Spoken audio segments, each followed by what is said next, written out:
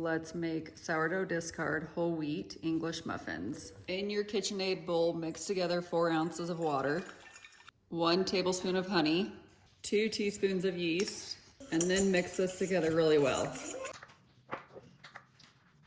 Now that it's foamy, we're gonna add 100 grams of your sourdough discard, 200 grams of whole wheat flour, 160 grams of all-purpose flour, a teaspoon of salt, and 4 ounces of milk. Go ahead and place it on your KitchenAid and then start mixing on low.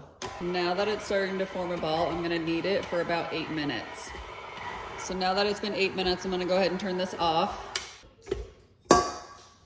Remove my dough, and then I'll form my dough into a ball. Go ahead and spray your bowl.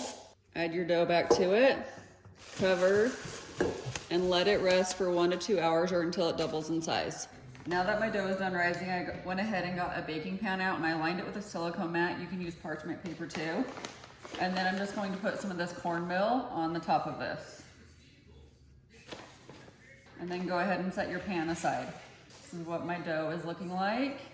I'm gonna go ahead and punch it down and then just put it right on the countertop.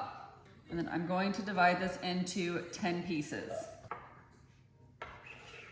So now that I have these into 10 equal pieces, I'm gonna go ahead and form them. Take your dough, pinch all the corners down into one spot, roll it in your hand, and then press it down on your counter. And that is how you make your English muffin. And then set it on your pan. And then we will repeat this until we have them all done. Go ahead and put it on your pan.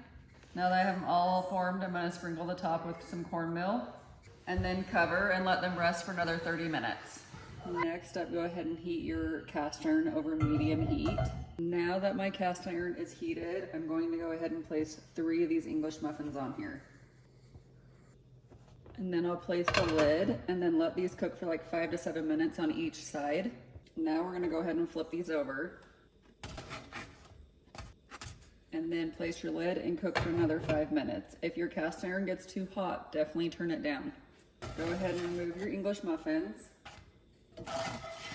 And then you are going to repeat this until you have them all cooked.